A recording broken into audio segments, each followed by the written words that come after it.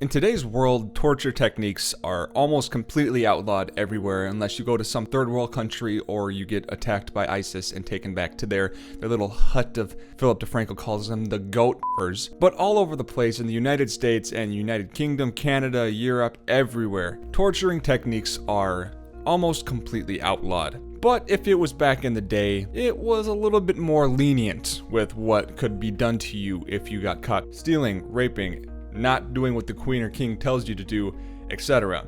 And today what I want to do is actually go through a few of those torture techniques. Viewer, be warned, this is not going to be very pretty. So let's get right into it. The first one I want to talk about is SCAFism. SCAFism is also known as tub torture or water torture, and what this one consists of is the individual who is being tortured has his arms and legs and even across his chest strapped into water or just out in the wilderness to a tree. A combination of milk and honey is smeared on their face and also told to be ingested by the individual. Soon thereafter, flies, maggots, and other animals would even come up to feast on the individual who is tied down due to the sweet and milky face/internal organs that they possess. After a total of a few days or even a few weeks in some cases, the maggots and worms have slowly devoured the person completely to death. One of the most horrific things that you could probably ever go through in a human being's life.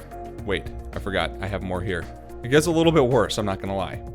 Next we have Heretics Fork, or Heretics Fork as a lot of people do call it. This torture device is made up of metal pieces that have two bi-pronged ends on each side, as you can see from the picture. The individual that is going through the torture has the device pushed up underneath their chin and into their chest. The individual is either hung from the ceiling or completely bound and always having water thrown on them or some sort of method of keeping them awake constantly, and as their head begins to fall after a few days, the device slowly pierces up into their chin and also into their chest at the same time. The devices have been known to be so sharp that it's impossible to even have the slightest bit of rest on the prongs at all. Now the tissue underneath the chin is much softer than the rib cage, so the individuals would write that the people would actually have the fork up into their mouth before the prongs would actually enter the chest cavity. This would keep them from being able to eat or actually functioning in any way, causing them to die many days later.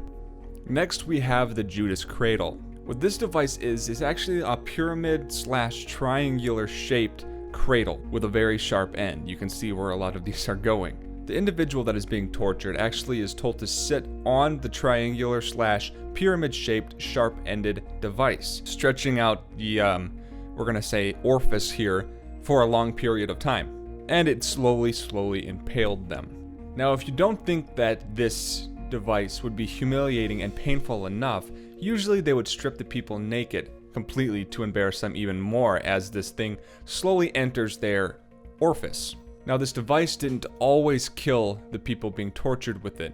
So what would happen would they would continually feed and give water to the people that are actually sitting on the device, making the infection from actual stretching of the orifice to actually cause them to go septic and die. How lovely would that be? Next, we are going to be talking about cement shoes. This one is a little bit more known around the world because it is actually still used today with the Mafia or gang members to teach rivaling gang members that they own this area or they don't trust them in any way, shape, or form. So they are kind of what they actually sound like. They are shoes made of cement, and or they would have an individual stand in cement that is wet, wait for it to dry, and then they would drive them out to a very deep section of water and just throw them in. Now this one does seem a little bit more humane. I mean, I use the word humane very lightly here compared to the other ones that we have talked about. But the reason that I'm actually talking about this one is because it is something that many people fear, and I'm one of them. Could you imagine having your feet covered in cement and being driven out in a boat into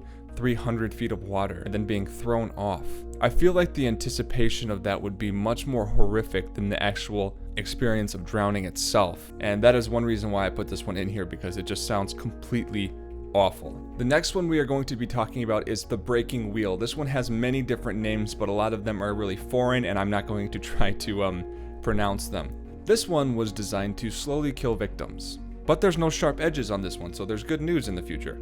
The limbs of the individual would be tied to this very massive looking wood wheel. It almost resembles a big old school ship wheel that Captain Jack Sparrow would be steering a boat with. The wheel would be slowly turned and the individual's bones would start to crack, but if the bones wouldn't break on this wheel, the torturers, so to say, would take hammers and break bones in many different areas, causing complete and utter destruction of the bones in the arms.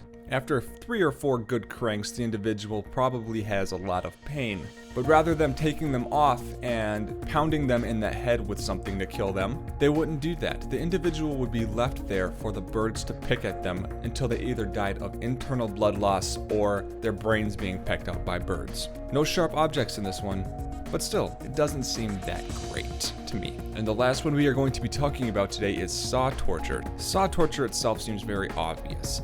You torture people with saws, but it gets a little bit more worse. There's a lot of images online that you can actually look up. They're actually just drawn images of what it actually looked like back when they actually implemented saw torture, and it's not pretty. The individuals would be hung upside down by their ankles on a wooden beam, and their legs would be spread apart. They would have 2 people on each end of a saw slowly cut the people down the center until they were completely in half. I'm sorry I had to say that, because I actually had to pause the audio and go take a quick vomit after looking at these images, and thinking to myself, it would be very bad to actually have to go through this. Very bad. There's not much more I can say about this. It's very bad. But you know what? I want you guys to...